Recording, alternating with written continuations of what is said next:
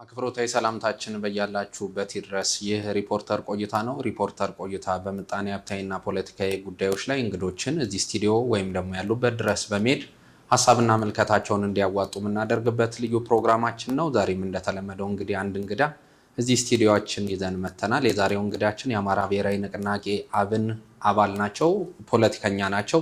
አጠቃላይ ሰሞነኛውን የሀገሪቱን የፖለቲካ ትዕይንት ወይም ሁኔታ በሚመለከት በአማራ ክልል ያሉ እንቅስቃሴዎች አጠቃላይስ የአማራ ብሔራዊ ንቅናቄ አብን የፖለቲካ እንቅስቃሴስ ምን ይመስላል የሚሉ ጉዳዮችን አንስተን ቆይታ የምናደርግ ነው የሚሆነው። አማኑኤል ጀንበሩ ፕሮግራሙን ከመላው የካሜራ ባለሙያዎች ጋር በመሆን ወደ እናንተ አደርሳለሁ። እስከ ዝግጅታችን ፍጻሜ አብራችሁን እንድትሆኑ በአክብሮት ጋብዛለሁ። በጣም አመሰግናለሁ አቶ ታዬ። አመሰግናለሁ። መልካም፣ ከሰሞነኛው ጉዳይ እንነሳ። በተለይ ከዚህ ከሀገራዊ ምክክር ኮሚሽን ጉዳይ ሰሞነኛ መነጋገሪያ ነበረ የዲያሎጉ ጉዳይ እና በተለይ ግን ቦልድሊ የሚነሱ የነበሩ ሀሳቦች ነበሩ ከውይይቱ ውጪ። በሂደር ያለፉ አጀንዳዎችም እንዳሉ ይታወቃል በልዩነት። ከዛ ደግሞ ስምምነት ተፈጽሞባቸው ደግሞ በአጀንዳ መልክ ተቀርጾ የተያዙም እንዳሉ ይታወቃል እና ከዛ ውስጥ የአዲስ አበባ ጉዳይን በልዩነት ካነሱ የፖለቲካ ድርጅቶች ወይም ፓርቲዎች ውስጥ ደግሞ አብን አንዱ ሆኗል። ብዙ መወዛገቢያም ሲያነሳ ስለነበረ በዋናነት ልዩነቱ ምንድን ነው? አብን ምን አይቶ ነው እንደዚህ አይነት ልዩነቶችን እንዲያነሳ ያስገደደው? አመሰግናለሁ። እንደው በጣም ስፔሲፊክ ወደሆነ ወደ አዲስ አበባ ጉዳይ ከመግባታችን በፊት አጠቃላይ ውይይቱን ትንሽ ፍሬም ማድረግ ያስፈልጋል። ለተመልካቾቻችንም ሚስ አንደርስታንዲንግም እንዳይፈጠር። እንደምታውቀው ይሄ ውይይት ከ4 ዓመት በፊት ኮሚሽኑ ሲቋቋም ከዚያ ቀደም እንደምታውቀው በኢትዮጵያ ፖለቲካ ውይይት፣ ምክክር ያስፈልጋል ተብሎ ሲነገር እነማን ተጣልተዋል? በመደበኛ የሆነው ያው ሀገሪቱ ውስጥ ምርጫ አለ። ምርጫ ትወዳደራለህ፣ ካሸነፍክ አሸንፈህ ነው መንግስት የምትሆነው። ይሄ ካልጣመህ ደግሞ ጫካ ወርደህ በመጣንበት መንገድ እኛም መጣም ትችላለህ የሚል የህወሓት ኢህአዴግ ምልከታ ነበረ፣ በጣም በሰፊ የሚወራ። እኛ ግን እንደ ድርጅት ከተቋቋምን ጊዜ አንስተን ይሄ መደበኛ የሆነ በምርጫ የመሸናነፍ ይሄ ኤሌክቶራል ዲሞክራሲ የሚባለው አይነት መንገድ ብዙ ችግሩን አይፈታውም። እዚህ ሀገር ንግግር ይፈልጋል።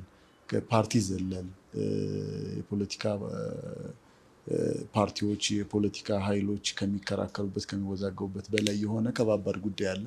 ውይይት፣ ንግግር ያስፈልጋል የሚል ከፍተኛ የሆነ ስራ እንሰራ ነበር።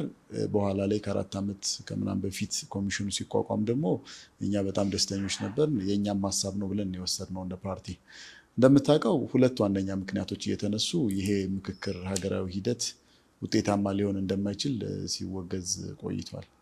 አንደኛው ኦንጎይንግ ጦርነት ባለበት ሀገር፣ እየተካሄደ ያለ ጦርነት ባለበት ሀገር ምክክር ሊሳካ አይችልም የሚል ሲሆን፣ ሁለተኛው ደግሞ በሊትሬቸሩም በዓለም አቀፍ ተሞክሮውም ኮሚሽኑ የተሰጠው ማንዴት ኢትዮጵያ ውስጥ ያለውን ውስብስብ ችግር ሊፈታ የሚችልበት አይደለም የሚል ውዝግብ ሲነሳ ነበር።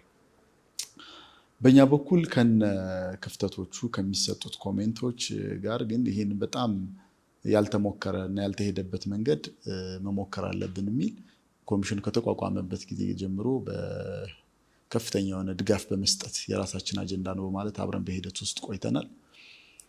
ይህም በመሆኑ እንግዲህ ባለፉት 1 ወር ከምናምን በፊት ጀምሮ ባለው ሂደት ውስጥ በጣም በንቁ ተሳትፎ ነው ወደ ውይይቱ የገባ ነው።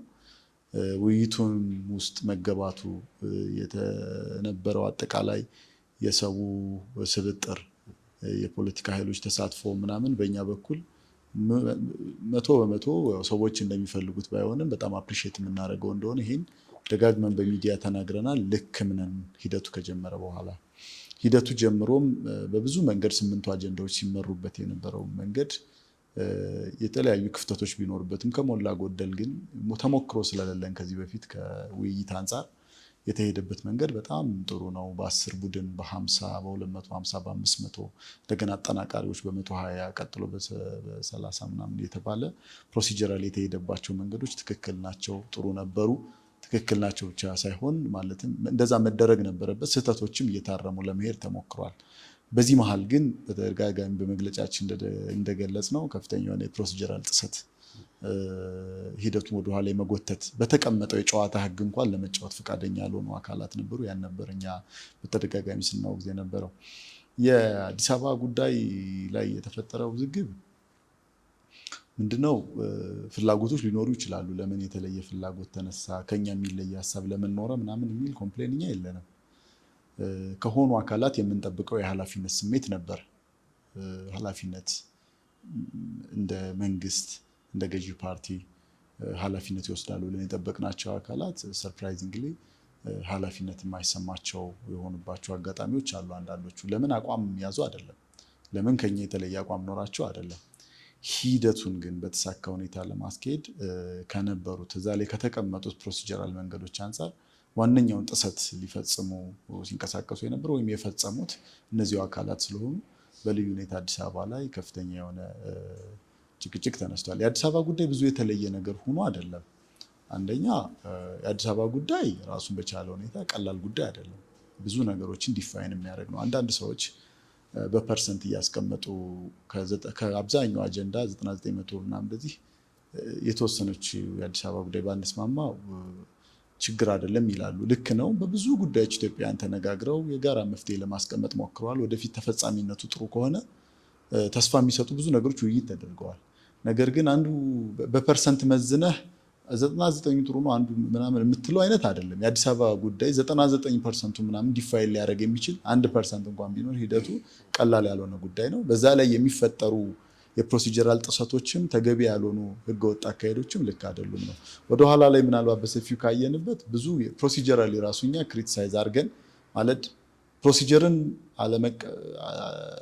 ማውገዝ ወይም ምን ማለት ይሄ አካሄድ ትክክል አይደለም ማለት በሂደት ውስጥ ይቻላል።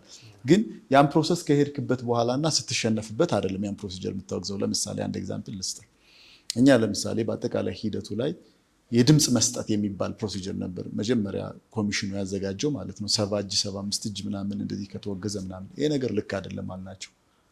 ይሄ 4000 ሰው ከተለያየ ቦታ ተመርጦ ኢንክሉሲቭ ናሽናል ዲያሎግ አካታች አገራዊ የምክክር መድረክ ለማድረግ ማንዴት ሊኖረው ይችላል። ነገር ግን በምንም አይነት መመዘኛ በዲሞክራሲ ተቋማት መርጠህ ያላመጣኸውን ሰው በአዲስ አበባ ጉዳይ ላይ እጅህን አውጣና ወስን ብለህ ድምፅ ልታሰጥበት የምትችለው አይደለም የሚለውን ድምፅ መሰጠት ከመጀመሩ በፊት ትግል አደረግንበት። ኮሚሽኑም አይ ምክረ ሀሳብ አቀርባለሁ እንጂ ድምፅ የማሰጠት ጉዳይ አይኖርም በሚል ሀሳባችን የእኛንም ምናልባትም ሌሎችም አስተያየት ሰጠው ከሆነ አላውቅም፣ እኛ ግን ስትሮንግሊ ተቃውመን አስቁመናል።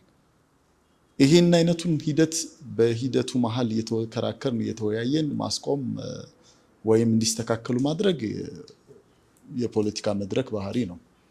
ሂደቱን ያለፍናቸውን ተስማምተን የሄድንባቸው ጉዳዮች ላይ ግን ወደኋላ ሊመለስ ስለሞከረ ነው የአዲስ አበባ ጉዳይ ትልቁ ውዝግብ የተነሳው። ለምሳሌ ልክ እንደ 8ቱ አጀንዳዎች የፌዴራል የከተሞች ጉዳይ ተብሎ የድሬዳዋና የአዲስ አበባ ጉዳይ ውይይት ተደረገበት። ያ ውይይት ተደረገ በኋላ ብዙ ሀሳቦች ሲፋተጉ ቆይተው ይመስለኛል ካልተሳሳትኩ ወደ 27 የሚደርሱ ምክረ ሀሳቦች ተቀመጡ በድሬዳዋም በአዲስ አበባ ጉዳይ ላይ። እነዛን 27 ምክረ ሀሳቦች በ50 በ250 ሲወያዩ ቆይቶ በ500ም ግሩፕም እንደገና ሀሳብ ሲሰጥ ሲወድቅ ሲነሳ ቆይቶ ጸሐፊዎቹ ተስማምተው ተነጋግረው ለ500 ሰው ቀርቦ ጸድቆ ተጨበጨበ። የሚቀረው ምንድነው? ልክ እንደ 7ቱ ሌሎች አጀንዳዎች ወደ 4000 ሰው ገብቶ መነበብ ነው እነዚህ ሀሳቦች የሚቀራቸው። እዚህ ጋር ፕሮሲጀራሊ ወደ ኋላ የሚመለስ ምንም ምክንያት የለም ነበር። በቃለ ጉባኤ የተያዘው ማለት ነው። ዘን ወደ 4000 ልንገባ አንድ ቀን ሲቀረው የሆኑ አካላት ፒቲሽን አሰባሰቡ እና ፒቲሽን ብቻ አይደለም በአንድ አዳራሽ ለብቻ ተሰብስበው ኮሚሽኑን ማናገር እንፈልጋለን አሉ። ይሄም ችግር የለውም ማናገር፣ ግን የአዲስ አበባ ጉዳይ ላይ እንዲህ ብሎ የኦሮሚያ መቀመጫ መሆን አለባት የሚለው በህገ መንግስት መስፈር አለበት የሚል ሀሳብ መካተት አለበት። በዚህ ጊዜ ይሄን ሀሳብ እኛ አናውቅም፣ ቤታችን መጠናል። ቀጣዩ ቀን 4000 ነው። ኮሚሽኑ ድንገተኛ የሆነ የክልል ጉባኤ የሚባለውን በተለይ ከክልሎች ተውጣጦ የተመረጠ የክልል ጉባኤ የሚባል አለ። ያንን ጉባኤ አስቸኳይ ጠራ ለጠዋት ማለት ነው። በዚህ ጊዜ የፕሮሲጀራል መፋለስ ተፈጠረ ማለት ነው። ያደረግነው ነገር ምንድነው? ኢንቴንሽኑም ገባን፣ ፒቲሽኑ ለምን እንደተሰበሰበ ክልል ጉባኤ ለምን እንደሚመለስም ስለገባን ኮሚሽኑ ጋር ውይይት አደረግን። በአጠቃላይ ሂደቱ እንዳይበላሽኛ ተደጋጋሚ ከ3 ከ4 ጊዜ በላይ ኮሚሽኑ ላይ እዛ በውስጥ ተነጋግረናል። እዚህ በፊት የወጡ ደብዳቤዎችን ማየታቸው ከሆነ ደብዳቤዎችም ጽፈናል። አንዳንድ ጥሰቶችም ሊፈጸሙ ሲሉ ባይዘው አልፈን ሂደን ምናምን መግለጫ ወደ ማውጣት አይደለም ይሄን። በሂደቱ መሀልኛ የብልጽግና ፓርቲን በደብዳቤ አንዳንድ ማስተካከያዎች እንዲወስዱ ማሳሰቢያዎችን ልከናል። ትክክል አይደለም፣ ሂደቱ ይበላሻል፣ እንዲህ አይነት ነገሮች በእናንተ በኩል መቆም አለባቸው የሚል የአካል ውይይት አድርገናል። ከከፍተኛ የመንግስት ኃላፊዎች፣ የስራ ኃላፊዎች ጋር በደብዳቤ አሳውቀናል። ኮሚሽን ጋር በደብዳቤ ጽፈናል፣ አሳውቀናል። በዚህ ባልኩ ሂደት ላይም ተመሳሳይ የሆነ ውይይት እንፈልጋለናል። የተለያዩ ተውጣጡ ከኛ ከአብን ብቻም ሳይሆን ከተለያየ እንትን የተውጣጡ ሰዎች አናገርናቸው። ፕሮሲጀራሊ የክልል ጉባኤ የሚጠራበት ሰዓት አይደለም። ለምን መሰለህ የክልል ጉባኤ የሚጠራበት ሰዓት ያልሆነው? የክልል ጉባኤ የተዋቀረው ከየክልሉ ተወካዮች ተውጣጠው 500 ውይይት ሲደረግ አለመግባባት ቢፈጠር ቅርቃር ወይም ዴድሎክ በኮሚሽኑ አጠራር ቅርቃር የሚባል ቢፈጠር ወደ ክልል ጉባኤ የሚሄድበት አጋጣሚ አለ። ሲሄድ ደግሞ ምን ሆኖ ነው? ሶስት ክልሎች ይሄ ነገር የተወሰነው ነገር የኔን ክልል ህልውና አደጋ ላይ ይጥላል የሚል የጋራ መግባባት ላይ ደርሰው ቢያንስ ከ1 እስከ 3 ያሉ 3 መሙላት አለባቸው። ለኮሚሽኑ ሲያሳውቁ ያን ጉዳይ ከ500 ማለት ነው አለመግባባት ላይ ሲሆኑ ወደ ክልል ጉባኤ መውሰድ ይችላሉ። እነዛ ጉባኤተኞች ማለት ነው። አግኝታኛለት። ከዚያ ውጭ ባለው አንድ ክልል ብቻም አይችልም። 500 ላይ ያንን ፕሮሲጀር ካለፍን በኋላ ያን ፕሮሰስ ካለፍን በኋላ ወደ 4000 ልንገባ ስንልም ፕሮሲጀራሊ 2 ጥሰት አለበት፣ አይቻልም። ለምንድን ነው ይሄን የምታደርጉ አልናቸው። ኮሚሽኑ ለምንድን ነው ወደ ኋላ የምትመልሱት? በተቀመጠ ፕሮሲጀር ነው እየሄድን ያለ ነው። 500 ላይ ቅርቃር ገብቶ አወያዩን ተብሎ ቢሄድ 3 ክልል ማመልከት አለበት። አማራ፣ ሲዳማ፣ ኦሮሞ ወይ አፋር፣ ሶማሌ ምናምን ነው። 3 ክልል ሊያመለክቱ ይችላሉ። 500 ላይ ቅርቃር ነው ተብሎ ከታሰበ መሄድ ይችል ነበር። ነገር ግን 500 ከታለፈ በኋላ ወደ 4000 ሊቀርብ የተዘጋጀ ዶክመንት ተፈራርመን ከጨረስን በኋላ አንድ ክልል ብቻ ነው የመለሰው። የአንድ አካባቢ የአንድ ክልል ተወላጆች የኦሮሚያ ተወላጆች ናቸው ወይ ፖለቲካ ኃይሎች ናቸው ይሄን ያደረጉት። ፒቲሽን ሰበሰቡ፣ ኮሚሽኑን ጠሩ፣ ወደ ኋላ ሊጠመዝዙት ሞከሩ። ኮሚሽኑን ፕሮሲጀራሊ ጥሰት ነው፣ ይሄን ሂደት ታፈርሱታላችሁ፣ ትክክል አይደለም አልናቸው። ፕሮሲጀራሊ ትክክል አለመሆኑም ኮሚሽነሮቹ አመኑልን እና ለምንድን ነው አልናቸው። አይ ሲጨንቀን ይሄ የክልል ጉባኤ መፍትሄ እንዲፈልግ ብለን ነው አሉ። አይ መፍትሄውን ከክልል ጉባኤተኞች አታገኙትም። ይህን ጥያቄ ያነሱት ሞቢላይዝ ያደረጉት የፖለቲካ ኃይሎች ይታወቃሉ። ከነሱ ጋር ዲል አድርጉ፣ ተነጋገሩ። በልዩ ሁኔታ ወደዚህ መምጣት አይጠበቅ። ፕሮሲጀራል ጥሰት ነው። ወደ ውይይት ከተዘረጋ ችግር ይፈጥራል አልናቸው። አይ ምንም ከተጻፈው ቃለ ጉባኤ አንድ የሚጨመር ነገር የለም ብለው ፕሮሚስ አደረጉ ኮሚሽነሮቹ። ያው ገለልተኛ ሆነው ሂደቱን እየመሩ ያሉ አካላት አይደሉ። ያው እነሱ የሚሉን ነገር መቀበል አለብን። ያው እንግዲህ ውስጥ የሚቀየር ነገር የለም። ተስማማን፣ ወጣን። ስጋታችን ግን ቀጠለ። ወደዛ ተሂዶ ሽምግልና ነገር ወይ ምናምን የሚመስል ነገር ተብሎ አጀንዳው ነው የተዘረጋ። ኦሮሚያ የአዲስ አበባ በህገ መንግስቱ የኦሮሚያ መቀመጫ ናት ተብላ ቢገለጽ ምን ችግር አለው የሚል የክልል ጉባኤ አስከፈቱ። በጣም ሚዛናዊነት በጎደለ ሁኔታ አንድ አካል የሚያስበውን ሀሳብ ለማስፈጸም የተለያዩ ነገሮች እዛ ጉባኤ ላይ ሲነገሩ ቆዩ። ክልል ጉባኤ ምናልባት የተለያዩ ክልሎች ኤክሰፕት ይመስለኛል ከአማራ ክልል ፕሬዚዳንት ውጪ ይህንን ሀሳብ ደግፈው በራሱ ሲከራከሩበት እንደነበረና የአዲስ አበባ የኦሮሚያ መቀመጫ መሆን አለባት የሚል አይነት ሀሳብንም ሲያነሱ እንደነበረ ሲንሸራሸር ነበረ። ግን በምክክሩ የአዲስ አበባ ህዝብ ራስን በራስ የማስተዳደር መብት ችግር ውስጥ ሲገባ ታዘባቸዋል። በእንደዚህ አይነት ሂደት ውስጥ የአዲስ አበባ ነዋሪ የሚባለው ራሱ አዲስ አበባ ላይ የሚኖር ፖለቲካዊ ህልውና አለው ተብሎ የሚታሰብ ኢኮኖሚያዊ ማረጋገጫዎች ያሉት ማህበራዊ ውቅሩ በጣም የተሰናሰለ ተብሎ የሚታሰበው ማህበረሰብ ችግር ውስጥ ሲገባ እንዴት ታዘባችሁት? አስተውለህ ከሆነ በመግለጫችን በጣም በተብራራ ሁኔታ አስቀምጠነዋል። ይሄን ነገር አጠቃላይ የአዲስ አበባ ህዝብ ማህበራዊ ውቅር ለሌሎች ከተሞችም እዚህ ስብጥሩ ሁሉም ኢትዮጵያውያን የሚኖሩበት መሆናቸው ምናምን ለብዙ ከተሞች ሞዴል የሚሆን ሁሉም በየክልሉ አሉ የሚባሉ ዋና ከተሞችም እያደጉ ያሉ አካላትም የአዲስ አበባ ሞዴል መከተል ያለባቸው እንደሆኑ እናምናለን። በመግለጫችን እንደገለጽነው በእንዲህ አይነቱ የፖለቲካ ዴሊብሬሽን ውይይት ግን አዲስ አበባ አሁን ባለው ይሄ የዘውጌ ፖለቲካ ውስጥ ምንም አይነት ቦታ የሌላት ከተማ መሆኑ ነዋሪዎቿን በእንደዚህ አይነቱ ማለት ሚስፊት ታደርጋለች ብለናታል። አዲስ አበባ በቃ እኛም ቢሆን እንዳንድ የፖለቲካ ኃይል ኃላፊነት ስለሚሰማን ፓርቲያችንም አዲስ አበባ የሁሉም ኢትዮጵያውያን መኖሪያ ናት፣ የነዋሪዎቿ ናት። በተለይ ደግሞ የሁሉም ምናምን የሚለው ራሱ በጣም እንትን ነው፣ ትክክልም የማይሆንበት አጋጣሚ የነዋሪዎቿ ናት አዲስ አበባ። ልክ ሌሎች ብሔር ብሔረሰቦች ክልሎቻቸውን ሌሎቻቸው ምናምን እንደሚያስተዳድሩ ራስ ገዝ በሆነ መንገድ ራሷን ማስተዳደር ያለባት ከተማ መሆኗን የምናምነው የነዋሪዎቿ ናት አዲስ አበባ። ይሄንን ግን አሁን ያለው ሞደስ ኦፕራንዲ አሁን ያለው የጨዋታ ህግ አዲስ አበባ ሊያስተናግድ የማይችል መሆኑን እስከዛሬም በሂደት አይተነዋል። በተለይ እዚህ ውይይት ላይ ደግሞ አይተነዋል። በአዲስ አበባ ጉዳይ፣ በህልውናዋ ጉዳይ፣ በነዋሪዎቿ ዕጣ ፈንታ ላይ አንደኛ ነዋሪዎቿ በአግባቡ ተወክለው እንዲህ አይነት ፖለቲካ መድረክ ላይ የማይገቡበት አሰራር ነው ያለው። እሱ ራሱ ጥያቄ ስለሚሆንብኝ ነው። ለምንድን ነው ራሱ አዲስ አበባን ችሎ የሚወከል ሰው በምክክር ኮሚሽን ውስጥ ያልተገኘ? እሱማ አዲስ አበባንም እየመራት ያላት ሰው በትክክል የአዲስ አበባ ነዋሪና ተወላጅ ነው ወደሚለው የፖለቲካ ሰልፍ ነው መልሰን ጥያቄውን የምንገለብጠው። ይሄ እኮ ለዘመናት የኖረ ምልህ እኛ የክፍለ ሀገር ልጆች ነን፣ ምንም ጥያቄ የለውም። አጀንዳችንም ሆነ የፖለቲካ አቋማችን በጣም ግልጽ ነው። ነሰሰርሊ በዚህ ጉዳይ ላይ ፍሮንት ላይ መገኘት እኛ አልነበረብንም።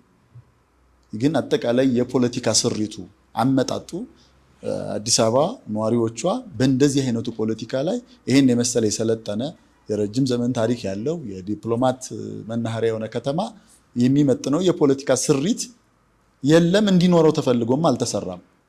እንትኑ የሚያልቀው እዚህ ጋር ነው።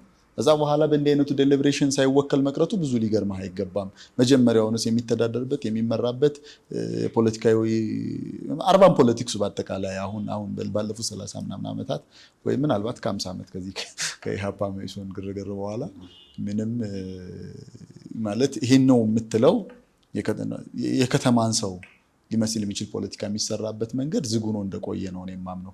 የሆነ ሆኖ ግን እዛ እንዳልከው የተለያዩ የክልል መሪዎች ፕሮሲጀራሊ ጥሰት ነው ያነ ስብሰባ።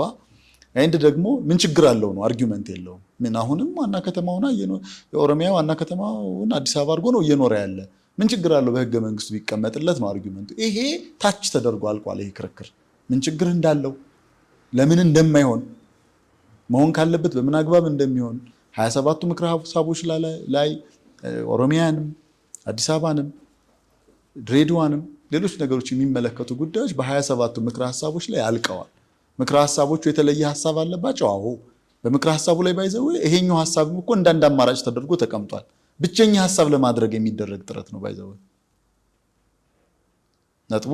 ብቸኛው ሀሳብ ይሄኛው እንዲሆን ነው እንጂ ሁለት በአንድ በኩል የአፍሪካዋን የኢትዮጵያ መዲና ናት፣ የዲፕሎማት ኮሚቴ መቀመጫ ናት፣ ከኦሮሚያ ጋርም ሆነ የሚያገናኝ የጋራ ጥቅም ጉዳይ በምክረ ሀሳቡ ተቀምጧል። በሌላ በኩል ደግሞ የኦሮሚያ ዋና ከተማ ጭምር ተብሎ በህገ መንግስቱ ይግባ የሚለውም ደግሞ እንደ አማራጭ ሀሳብ ተቀምጧል እኮ። ብቸኛ ሀሳቡ ነው ይሄድ ነው። በምክረ ሀሳቡ አብዛኛው ያነሳው አይሆንም የሚለውም አለ። ያው ወደ ድምፅ ወደ ቁጥር አንገባም ስለተባባል ያ ነገር ተቀምጧል። እሱም ፕሮሲጀር መመለስ ነው። በሚያሳዝን ሁኔታ የብዙ ክልል ርዕሰ መስተዳደሮች ባይዘው በጣም የኢትዮጵያ ህዝብ ሊያውቀው የሚገባው ጉዳዩን የሁለት ክልሎች በማስመሰል የአማራና ኦሮሞ በማስመሰል ምን ችግር አለው የሚል እዚህ የሚኖረውን አጠቃላይ ኢትዮጵያዊ ብሔር ብሔረሰብ ግምት ውስጥ ያላስገባ ዝም ብሎ በጣም ሻሎ በሆነ መንገድ ምን ችግር አለው አሁንም መቀመጫን በህገ መንግስት ዓለም አቀፍ አሰራርም የኢትዮጵያን አጠቃላይ ፍራጃይል የሆነ የፖለቲካ ሁኔታም ግምት ውስጥ ያላስገባ አቦሰጥ የሆነ ንግግር ሲያደርጉ ነበር። ሆኖም ያን መድረክ መፍትሄ አላመጣም። ሽማግሌዎቹም ምናልባት በግል የማህበራዊ ትስስር ገጾች ላይ የሆነ ልጥፍ አጋርተው ነበር። እኛ ከእርሶ ጋር ነን የሚል ምናልባት የአማራ ክልል ፕሬዚዳንትን እንትን ብለውና ይህ አይነት ሁኔታውን ስለተመለከቱ ነበረ። ይስ በትክክል ምልህ ያንን ዝም ብለን በሞቅታ በግርግር ያልነው አልነበረም። የአማራ ክልል ፕሬዚዳንት የብልጽግና ፓርቲ ስራ አስፈጻሚ ናቸው። በፓርቲ የብልጽግና ሰው ናቸው። አንድ የክልሉ ህዝብ መሪ ናቸው። የክልሉ ውስጥ የክልሉ ጉዳይ እንደሚመለከተው በቀጥታ በብዙ መንገድ እኔ በወቅቱ ነዋሪነቴ በአሁኑ ሰዓት አዲስ አበባ ቢሆንም በብዙ ነገር እንደሚመለከተው መሪ ናቸው ብዬ የማስባቸው ሰው ናቸው። የፖለቲካ ልዩነት ይኖራል። ህዝባችን ግን በአሁኑ ሰዓት እየመሩ ያሉ ሰው ናቸው። ኤንድ ይሄ ነገር ለመሪነት ብቻም ሳይሆን በእንዲህ አይነት ክሪቲካል ጊዜ ዲስፓይት የፓርቲ ምናምን አሰላለፍ ፓርቲውን በዚህ ጉዳይ ላይ እኔ በእነሱ ፓርቲ ጉዳይ ረጅም ርቀት እጄ ማውራት ፍላጎት የለኝም እንጂ የጋራ አቋም ይዞበት የገባ ጉዳይ ነው ብዬ አላምንም ብልጽግና ፓርቲ እንደ ፓርቲ። ነገር ግን ከምንም በላይ ፕሬዚደንቱ ህዝባዊ ወገንተኝነታቸውን አሳይተዋል። ይሄ ነገር ችግር እንዳለው ገልጸዋል። ብዙ ዝርዝር ነገሮች አሉ በውስጡ። በተለያየ መንገድ ደግሞ ይህንን ሀሳባቸውን ስላነሱ ብቻ የተለያዩ በውስጥ የምንሰማቸው ምናምን ፍረጃዎችና መሰል የፖለቲካ እንትኖች ነበሩ። እዚህ ሜዳው ላይ አየሩ ላይ የምታየው ማለት ነው። የተለያዩ ሚዲያዎችን ሞኒተር ማድረግ ትችላለህ። በወቅቱ ሲነገር የነበረው ለእንዲህ አይነቱ ህዝባዊ አቋማቸው ከጎናቸው ልንቆም እንደምንችል አዎ እኔም ጓደኞችም ገልጸናል። ትክክልም ነበር የሰሩት። እውነት ለመናገር ይሄ አቋማቸውም ዋቴቨር ወደፊት ብዙ የሚያጋጨን የማያስማማን ትክክል ያሉን ተቃርኖ ላይ የምንቆምባቸው ብዙ ሀሳቦች ይኖራሉ። ለዚህ አስተዋጽኦአቸው ግን እኔ አሁን ብቻ አይደለም ታሪክ በበጎ ጎን የሚያነሳላቸውን ህዝባዊ ኃላፊነታቸውን ግዴታቸውም ነው። ህዝባዊ ኃላፊነታቸውን ግን ተወጥተዋል። ሌላው ሰሞኑን ጠንከር ያሉ ሁለት መግለጫዎችን አውጥታችኋል ከዚሁ ከምክክሩ ጋር በተያያዘ። አንደኛው በጣም የወሰድኩት አለ መንግስት በአደባባይ ወንድማማችነትን ይሰብካል፣ በጀርባ ግን የአንድ ቡድን ፍላጎትን ለማስተጋባት ሞክሯል የሚል ነገር ያለው ኃይለ ቃል አይቻለሁ። ምን ታዘባችሁ ነው እንደዚህ አይነት እንትን በመግለጫችሁ ያካተተ መሰለ? እኛ እንግዲህ ቅድሟን ጉዳይ ልዋጅልህ ሰው የክልል ጉባኤ የተደረገ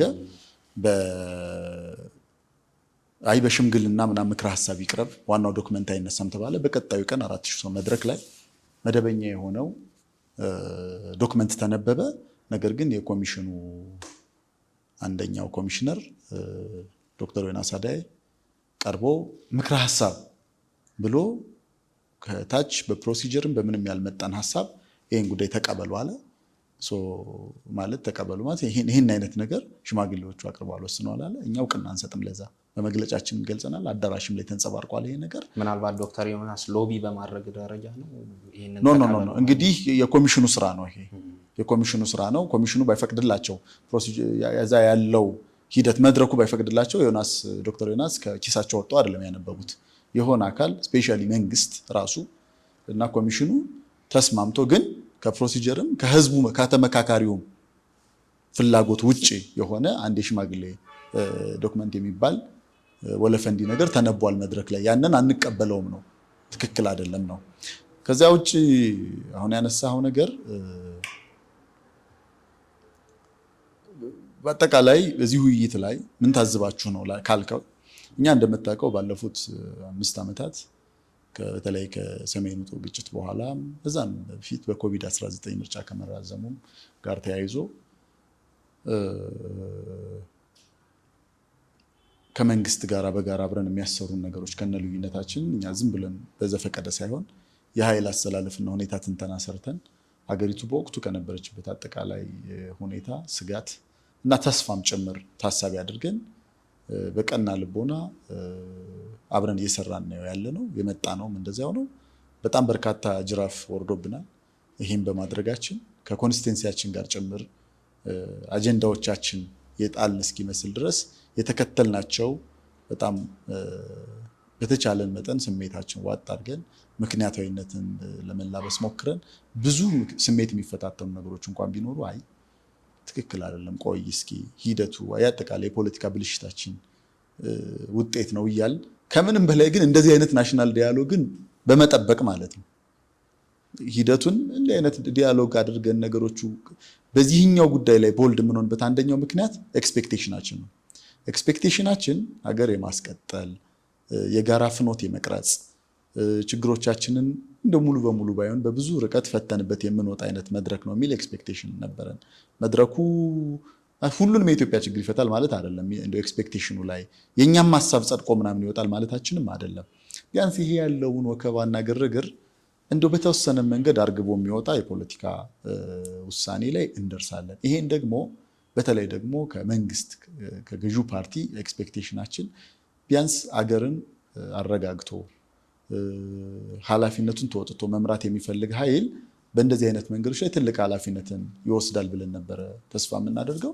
ይህንን ኃላፊነት በአግባቡ ሲወጡ አላየናቸውም፣ ወይም በአግባቡ መወጣት ብቻ ሳይሆን ከጠበቅነው ውጪ ኃላፊነት የጎደላቸውን እንቅስቃሴዎች ሲያደርጉ የነበር የገዢው ፓርቲ ሰዎች፣ የመንግስት ሰዎች ነበሩ። የበለጠ ኃላፊነት ይወስዳሉ ያልናቸው በአደባባይ ስለ የጋራ ፍኖት ሀገራዊ መግባባት ብዙ ነገር እየተወራ እዚህ የሆነ መንደር ውስጥ ወይም የሆነች አይነት የራስን ጠባብ ኢንተረስት ለማስፈጸም ሲባል የሚደረገው እንቅስቃሴ ምቾት ስላልሰጠን ነው። ምቾት አልሰጠን ብቻ ሳይሆን ሀገሩን የበለጠ እንዲህ አይነቱ ሀሳብ ላይ ተቀራራቢነት ካላመጣን ሀገሩ ከዚህ በላይ አይሸከምም። ብዙ ጦርነቶች፣ ብዙ አለመግባባቶች እያስተናገደ የመጣ ሀገር ስለሆነ እሱን ሀሳብ ቢያንስ ከአጠቃላይ ሁኔታው አንጻር ተረድተው በተወሰነ መንገድ መሀል ላይ ቁመው እናገኛቸው። እኛ መሀል ላይ ሆነን እንሄድ ነው። ለምሳሌ በአዲስ አበባ ጉዳይ ፍንፊኔ ሲባል እኛ በረራ ብለን አልገባንም። አዲስ አበባ ነው ማለት በመወጠር ከሆነ ወደ መሀል የሚመጣው ያኛውን በረራ ሲል ያን ፍንፊኔ ሲል አዲስ አበባ መሀል ይሆናል ማለት ነው። እንዲህ አይነቱን የመሳሳብ ባርጌኒንግ ሁሉ አልፈለግነውም። እኛ አዲስ አበባ ናት የነዋሪዎቿ ናት ብለን የጀመር የሆነ አካል ግን ፍንፊኔ ብሎ ሲጀምሮ ከዛ ሀሳብ አስጥለኸው ያን ሀሳብ በውይይት አሸንፈ ወይም ተማምነህ ምናምን ስትመጣ ነው እናንተም ወደ መሀል ነው እንጂ ትባላለህ ማለት ነው። መሀል ላይ መጀመርህ ራሱ ኃጢአት ይሆናል ማለት ነው። መጀመሪያው ነው መሀል እንዲህ አይነት መሳሳቡን የመፈለግ ነገር ስናይ ልናስቀጥለው ከምንፈልገው ሀገር ከጀመርነው የትብብር ፖለቲካ አንጻር እኛ አሁንም የትብብር ፖለቲካ እንዲቀጥል ነው የምንፈልገው። አብረን በመስራታችን መንግስታዊ ተቋማትን በማየታችን አጠቃላይ በትብብሩ መንገድ መሄዳችን ያስከፈለውን ዋጋ ቢኖርም ነገር ግን አሁንም ያለው አማራጭ በሰላማዊ ትግል እንደዚህ አይነት ወቅት ላይ ማለት ይሄ አንድ ብቻ አይደለም ባይዘው እዚህ ላይ የልዩነት ሀሳብ ተነሳ፣ ወደፊትም የልዩነት ሀሳቦች ሞቅ ብለው ቀዝቀዝ ያሉ የምንተባበርበት ቦታ እንተባበራለን። የልዩነት ሀሳብ ባለን ቦታ ላይ የልዩነት ሀሳብ እናነሳለን። ይሄ መንገድ ብዙ ያልተለመደ ስለሆነ ለብዙ ፍረጃ ይዳርጋል። የመንግስት አካባቢ ያለውም አካል በሆነ አንድ ጉዳይ ላይ ያለመስማማትና በተቃርኖ ስትቆም ድንጉጥነት አለ። በተቃወምኩ በሚለው አካልም ደግሞ የትብብር ሀሳብ ስታነሳ ያው ከመንግስት ጋር ሂደው ገቡ የሚል ሁለቱን ነገሮች በኢትዮጵያ ፖለቲካ ውስጥ ለይቶ ጥፋት ሊኖርብን ይችላል። ሁሉም ነገራችን በሚዛን የተለካ ነው ብለን አንታበይም። ግን ይህን የትብብር መንገድ ያዋጣልን የጀመርነው እያዋጣ ቀጥለናል። ወደፊትም የምንቀጥለው በእንዲህ አይነት የትብብርና የሰላማዊ ትግል የፖለቲካ መንገድ ነው። የህዝባችንን ጥቅም የሚነኩ የሀገራችን ህልውና የሚጋፉ እንደው መረን የለቀቁ አካሄዶች ስናይ ግን በተደራጀ መንገድ ተቃውሟችን ማሰማታችን ትግል ማድረጋችን አይቀርም። መልካም። አንድ ሁለት ጥያቄዎች ላንሳ። እነዚህ ላይ አብን ሴዎች ናቸው። አብን የማንነትና የወሰን ጉዳዮች በአጀንዳነት ስላልተያዙ ነው በጣም እንደዚህ ቦልድሊ የመቃወም እንትን ውስጥ የገባው የሚል አይነት ነገር ተነስቷል። ምን ይላሉ እርስዎ እዚህ ላይ? በዚህ ጉዳይ ላይስ ምክክር ኮሚሽኑ ምን አይነት ስታንድ ይዞ ጨረሰ? በዚህ በማንነትና የወሰን አስተዳደር ጉዳዮች ወደ 400 ምክር ሀሳቦች እኮ ነው የቀረቡበት። አሁን አንደኛ ይሄንን ሀሳብ ወይ የማንነትና የወሰን ጉዳዮች በአግባቡ እንዲታዩ ፍላጎት የለውም ማለት ነው። እኛን ይሄን የሚልን እኛ የፈለግናቸው ሀሳቦች መሰረታዊ ናቸው የምንላቸው ጉዳዮች ማንነትና የወሰን ጉዳይ ምናምን ብቻ አይደለም፣ ሀገሪቱን ያሻግራሉ ብለን የምናስባቸው ነው። ከአማራ ከቆምንበት ከተደራጀንበት የሆነ ቦታ ላይ ቆመን ብቻ አይደለም የምናናግረው ኮሚሽኑን ወይም ውይይቱን። በኢትዮጵያ ፖለቲካ ውስጥ ለውጥ ያመጡ ይችላሉ የምንላቸው መዋቅራዊ ጉዳዮች ላይ ከፍተኛ የሆነ ትግል አድርገናል ከሌሎች ብሔር ብሔረሰቦች ጋር። እነዛም የተሳኩ ነበሩ። በዚህ ውይይት ውስጥ በጣም መፈጸም ከቻሉ 100% ሀሳባችን እኛ እንዲያርገናል የኛ ሀሳብ ነው ልልህ አይደለም። ብዙ ኢትዮጵያውያን በጋራ መክረን ኢቭን የወሰንና ማንነት ጉዳዮች ሁሉ ሊፈቱበት የሚችሉበት የተቀመጠው መዋቅራዊ ጉዳዮች ሁሉ በዝርዝር ነው መሄድ ስለማልፈልግ እንጂ ቴክኒካሊ የተቀመጡ ተርሚኖሎጂዎች መነካካት ስለማልፈልግ እንጂ በምንፈልጋቸው መንገድ ብዙ ሀሳብ ላይ በምክረ ሀሳቡ ላይ ብዙ ሀሳቦች ተቀምጠዋል። ስለዚህ እኛ የሆነ ነገር ሲጎልብን የሆነ ነገር ለማሳካት ብለን አኩርፈን የምናለቅስ የህፃን ስራ የምንሰራ ሰዎች አይደለንም። ነገርኩህ እኮ በምክክር መድረኩ ከተነሱት 8ቱ ርዕሰ ጉዳዮች ላይ በሃይማኖት ጉዳይም በመንግስት አደረጃጀት ጉዳይም ላይ ልዩነቶች አሉን፣ አስቀምጠናል እነዛ ልዩነቶቻችን። ነገር ግን ሊተገበሩ ከቻሉ መሰረታዊ ናቸው ያልናቸው ሀሳቦች ተካተዋል። እዛ ጋር ችግር የለብንም። ተቃውሟችን አሁን የኛን ሀሳብ ዳይቨርት ለማድረግ በዚያና በዚህ ለመውሰድ ተቃውሟችን በጓሮ በር ከኋላ ኪስ የመጣ የሽማግሌ ምክረ ሀሳብ የሚባል አጀንዳ ነው።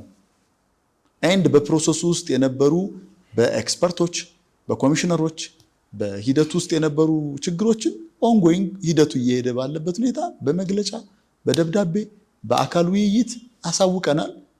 እኛ ለዚህ ውይይት ቢያንስ ከነ ድክመቶቹ አንዳንድ ችግሮችን በማረም ኢቭን አብን የተጫወተው ሚና ነው የተጫወተ የፖለቲካ ኤንቲቲ ሌላ ካለ አላቅም፣ ግን ትልልቅ ዴሊብሬሽኖች ነው ያካሄድ ነው ጎን ለጎን ከኮሚሽነሮች ጋር ከመንግስት ጋር ይሄን ነገር አቆሙ፣ ያበላሸዋል ሂደቱን፣ አካሄዳችሁ ልክ አይደለም፣ የኢትዮጵያ ተስፋ የሚያደርግበት ነው፣ ይህን ታሪካዊ ሂደት ብዙ ሰው የደከመበትን ብዙ የሀገር ሀብት የወጣበትን ታሪካዊ ሂደት እንዳታበላሹት እያል ነገሮችን እያረሙ እያስተካከሉ በመሄድ አብን ትልቅ ሚና ነው የተጫወተው።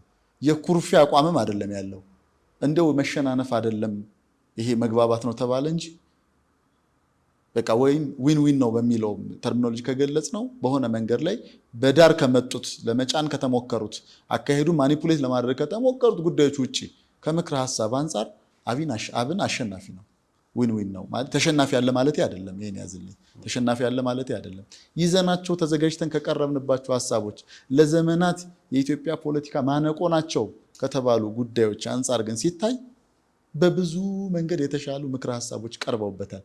የምናየው እነዚያን ነገሮች በቀና ልቦና ባልተሳሳተ ትርጓሜ የቀረቡትን ምክረ ሀሳብ ሊፈጽም የሚችል መንግስታዊ ኦርጋን ዝግጁ ከሆነ በጣም ለሀገር የሚጠቅሙ ብዙ ሀሳቦች ሰፍረዋል።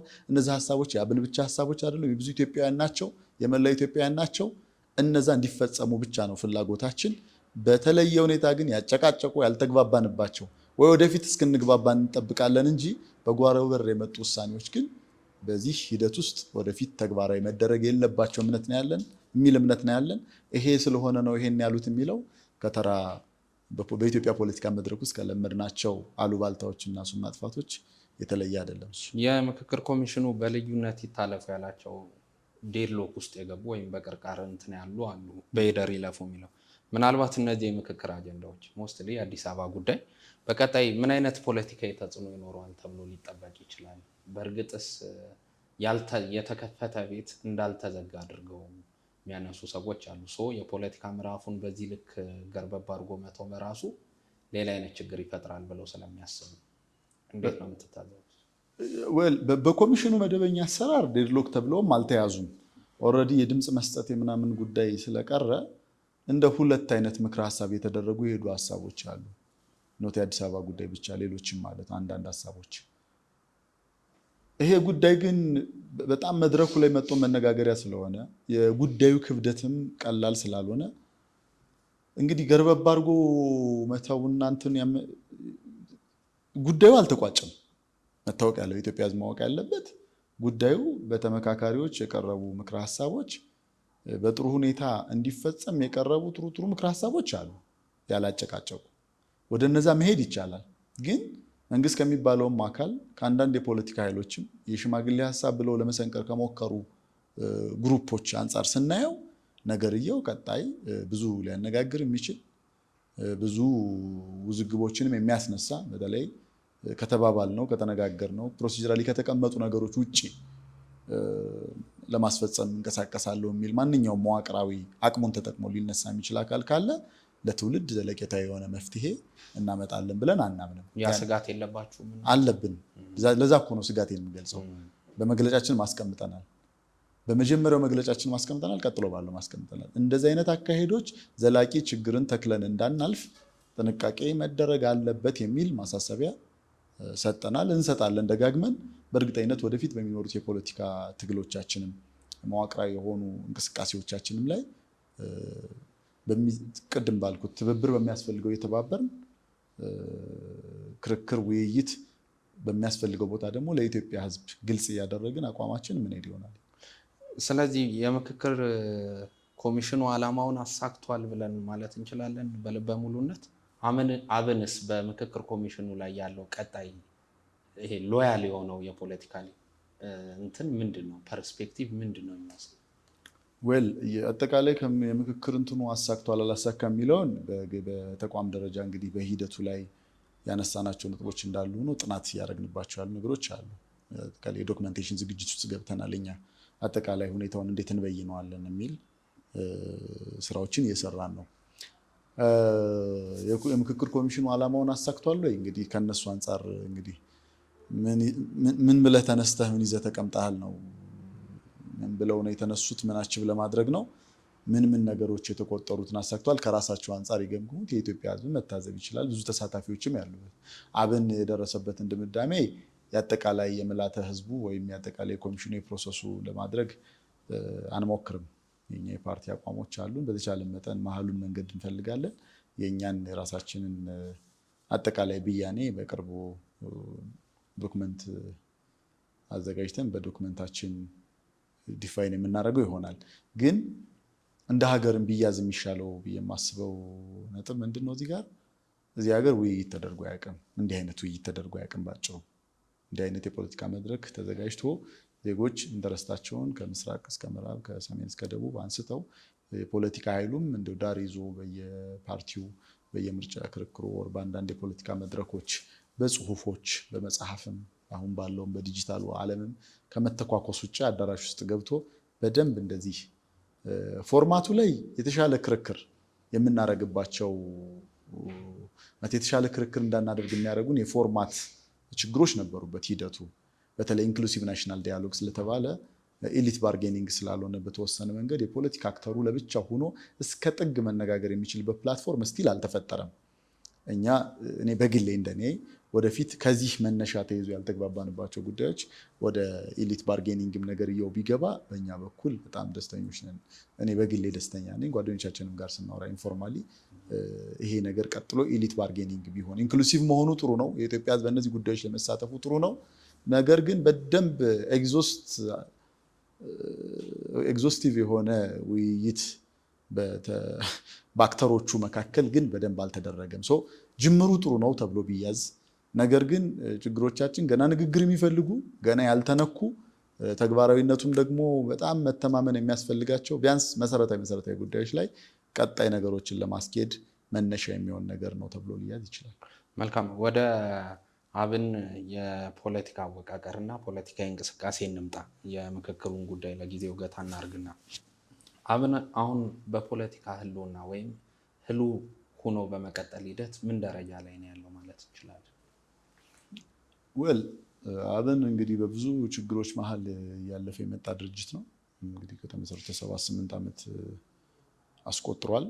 በእነዚህ 8 ዓመታት ውስጥ በርካታ ውጣ ውረዶች አሉ።